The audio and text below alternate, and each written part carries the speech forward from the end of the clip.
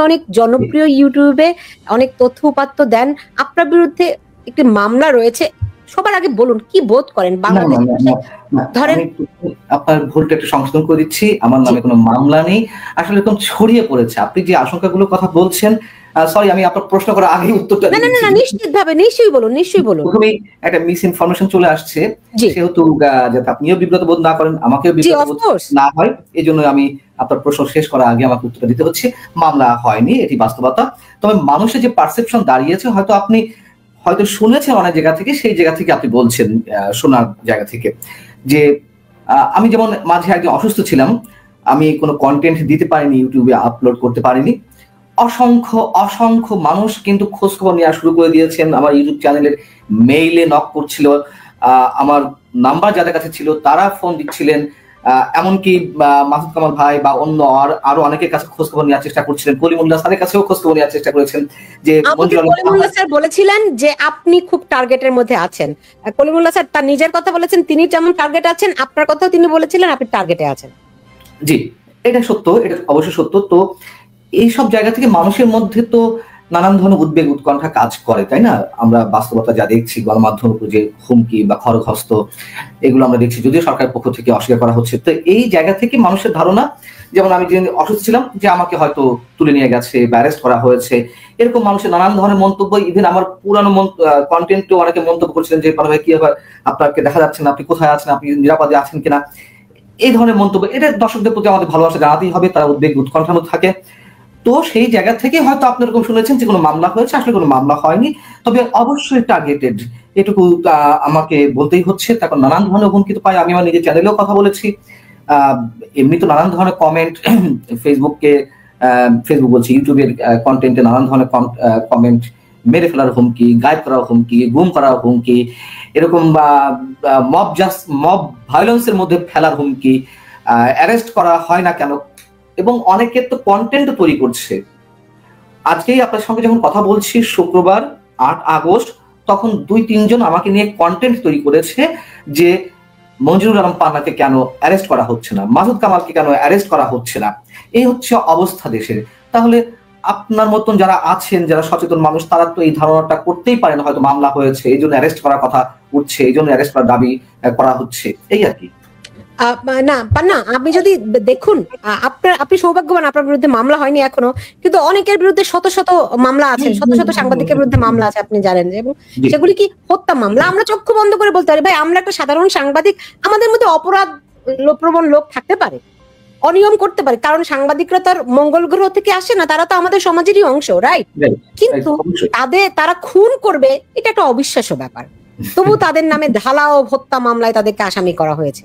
সবচেয়ে দুঃখজনক, আমি একটা রিপোর্টও করেছিলাম, আপনারা নিশ্চয়ই জানেন, ইউটিউবার এস সাব্বির, ছোট বাচ্চা একটা ছেলে, সেই ছেলেটিকে আজকে সেই এপ্রিল মাস থেকে কারাবন্দি করে রাখা হয়েছে, রাইট? এবং সে নানা রকম কন্টেন্ট বানাতো, বেশ পপুলার ছিল। সেই ছেলেটিকে জামিন পেল 2 মাস আগে, জামিন পেয়ে সে কারাগার থেকে বের হতে পারেনি, ওখানে তাকে আরেকটা হত্যা মামলায় তাকে আটক করে নিয়ে যাওয়া হয়েছে। সো আপনি কেমন করে বুঝেন, যেখানে ওই যে কি বলে পাইকারি দরে মামলা চলে, সেখানে তো আপনি সেই অর্থে সৌভাগ্যবানই, এখনো পর্যন্ত সৌভাগ্যবান। জি, ডক্টর ইউনূস সরকার একের পর এক ভুল পদক্ষেপ নিচ্ছে।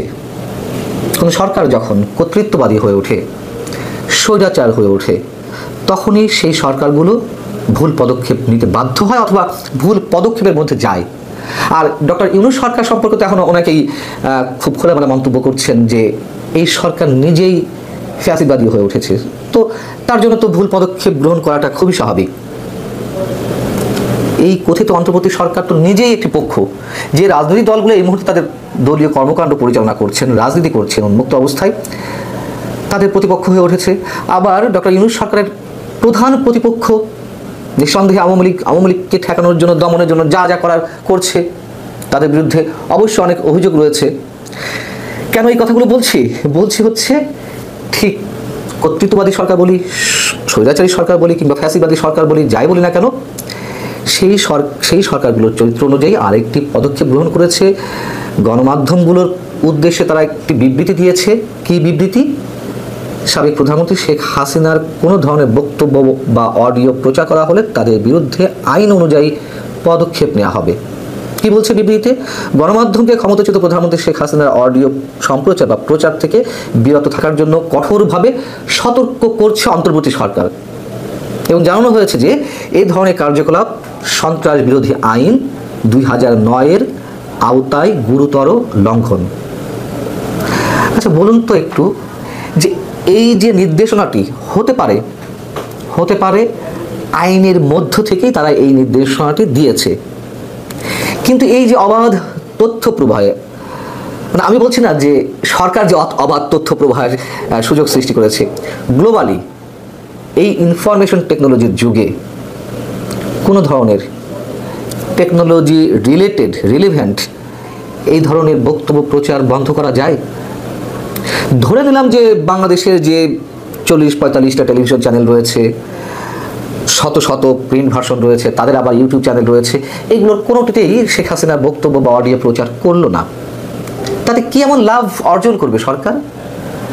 এবং শেখ হাসিনার যে অডিওগুলো আপলোড করা হয় ইউটিউবে, সব এখান থেকে করা হয়, দিল্লি থেকে করা হচ্ছে, কিংবা অন্য কোনো রাষ্ট্র থেকে করা হচ্ছে, যুক্তরাষ্ট্র থেকে করা হচ্ছে, কিভাবে ঠেকাবে সরকার? এতে বরং সরকার তার কর্তৃত্ববাদী বলি স্বৈরাচারী কিংবা ফ্যাসিবাদী চরিত্রের বহিঃপ্রকাশ ঘটালো আবার, এবং শেখ হাসিনার বক্তব্যের প্রতি মানুষের আগ্রহটা আরো বেশি করে জমাবে। যেহেতু টেলিভিশন চ্যানেলগুলো প্রচার করবে না, বা পত্রিকাগুলোর বা এই টেলিভিশন চ্যানেলগুলো, যে ইউটিউব চ্যানেলগুলো রয়েছে সেইগুলোতে প্রচার হবে না, মানুষ খুঁজে নেবে অন্য জায়গা থেকে, দেখে শেখ হাসিনা কি বললো আজকে, সেখানে হিট পড়বে বেশি এবং প্রচারও বেশি হবে। আমরা দেখেছি যে এই যে দুদিন আগে আরও একটি ভুল পদক্ষেপ নিয়েছিল, আওয়ামী লীগের দলীয় কার্যালয় খোলা হয়েছে নাকি দিল্লিতে কিংবা কলকাতাতে, এমন একটি খবর ছড়িয়ে পড়লো, বিভিন্ন গণমাধ্যমে এলো, আন্তর্জাতিক গণমাধ্যম বিবিসি বাংলা সহ।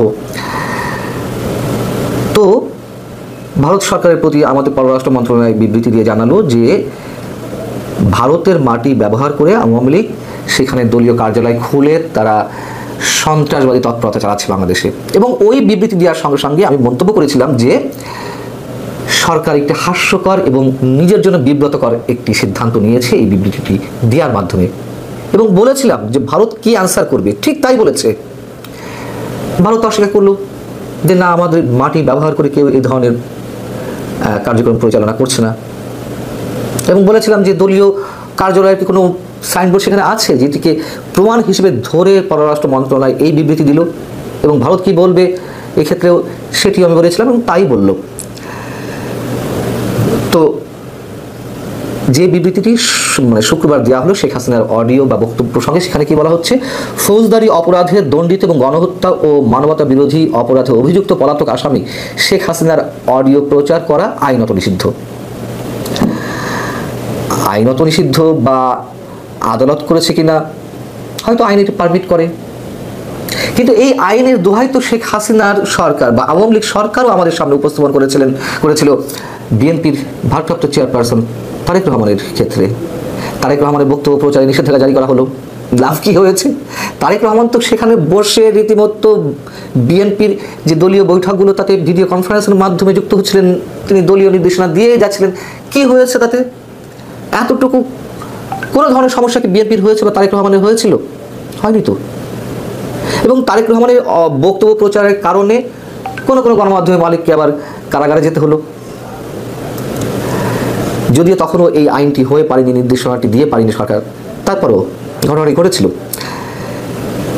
এমনকি যারা বিদেশ থেকে হেট স্পিচ ছড়ানোর মাধ্যমে দেশকে অস্থিতিশীল করছে, হাতে গোনা 2-3 জন পলাতক টোকাই ইউটিউবার, তারা নানানভাবে জঙ্গিবাদকে উৎসাহিত করছে, নির্বাচন যাতে না হয় সেই চেষ্টা করছে, এই বাংলাদেশকে মৌলবাদী সাম্প্রদায়িক রাষ্ট্রে পরিণত করার জন্য তারা প্রকাশ্য চেষ্টা করছে। এই ইউটিউবের মাধ্যমেই তো বন্ধ করে গেছে। হ্যাঁ, ইউটিউবের কাছে অনুরোধ জানিয়ে বা আবেদন করে যথাযথ যুক্তি উপস্থাপন করে যদি ইউটিউব এটি বন্ধ করে দিত, তাহলে সারা বিশ্বের সংশ্লিষ্ট ব্যক্তি বা শেখ হাসিনা বলি যাই বলে না কেন তাদের বিরুদ্ধে বন্ধ করা যেত। কিন্তু ইউটিউব তো সেটি করবে না, খুব সহজে করবে না। যে বিবৃতিটি সরকারের পক্ষ থেকে দেওয়া হয়েছে সেখানে আবার মনে করিয়ে দেওয়া হচ্ছে এর আগে গত বছরের ডিসেম্বরে আন্তর্জাতিক অপরাধ ট্রাইব্যুনাল সাবেক এই স্বৈরাচারের ঘৃণামূলক বক্তব্য সম্প্রচার নিষিদ্ধ করেছিল। আদালতের নির্দেশনা নিয়ে আমি কিছু বলতে চাই না। তবে শেখ হাসিনা সরকারের সময় আদালতগুলোকে তো ক্যাঙ্গারু কোর্ট বলা হতো, তাই না? কেন বলা হতো? ফরমায়েশি রায় দিত কোনো বিচারক। তো সেই ফরমায়েশি রায় বা ফরমায়েশি যেই নির্দেশনাগুলো দেওয়া হতো শেখ হাসিনা সরকারের সময় ক্ষেত্র বিশেষ, সেগুলো কি একেবারে এখন বন্ধ হয়ে গেছে? শুধু এই প্রশ্নটি করলাম। তো